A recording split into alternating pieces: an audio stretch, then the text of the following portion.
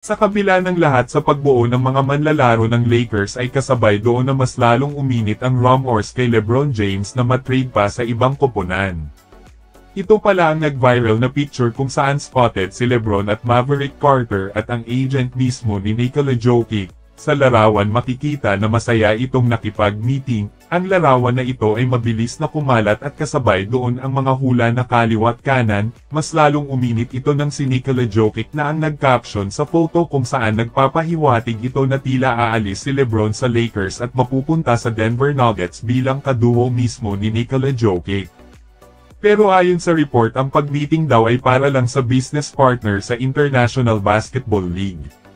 Ang center superstar na si Jokic ay kasalukuyang nasa prime sa Nuggets at ang kulang yata dito ay ang makakampi na makakatulong sa kanya sa pag-abot ng kampyonato. Kailangan ngayon sumugal ng Denver Nuggets. Aminado na pinakawalan na si Michael Porter Jr. at meron na ring space para sa isang superstar pa na makuha ng Nuggets.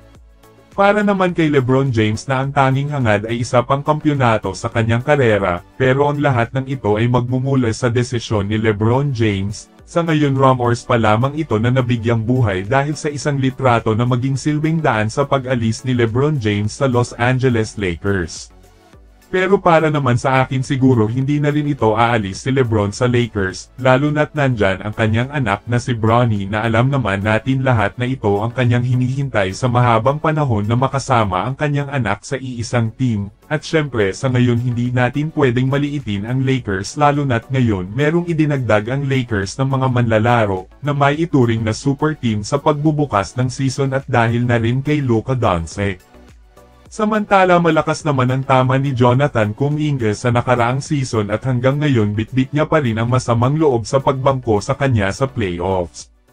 Literal na hindi siya binigyan ni Coach Steve Kerr ng oras sa paglalaro dahil mas inuna ni Coach Steve Kerr si playoffs Jimmy Butler dahil ayon mismo kay Coach ay hindi raw magandang ipagsama si Jimmy Butler at Jonathan Kuminga. Sa mga salita noon ni Steve Kerr ay masakit ito para kay Kuminga kaya ngayon aminado na hindi na ito maglalaro sa Warriors dahil kasalukuyang nag-decline si Jonathan Kuminga sa offer ng Warriors sa 2-taong deal na may worth $45 million.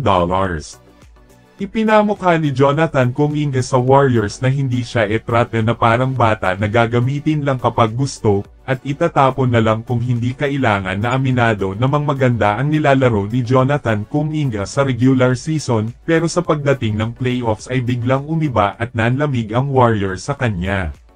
Mas lalong lumabo ang paningin ni Jonathan Kuminga sa Warriors simula nang dumating si Jimmy Butler. Malaki ang pangarap ni Jonathan Kuminga sa liga at nakikita sa kanya noon na maging next phase ng Warriors pero tila ngayon malabo nang matupad yan dahil ayaw niya na mismo sa Warriors. Pero ano nga ba talaga ang kulang dito? Ang pera nga ba sa kontrata o ang atensyon ni Jonathan Kuminga na dapat ibigay sa kanya ng Golden State Warriors?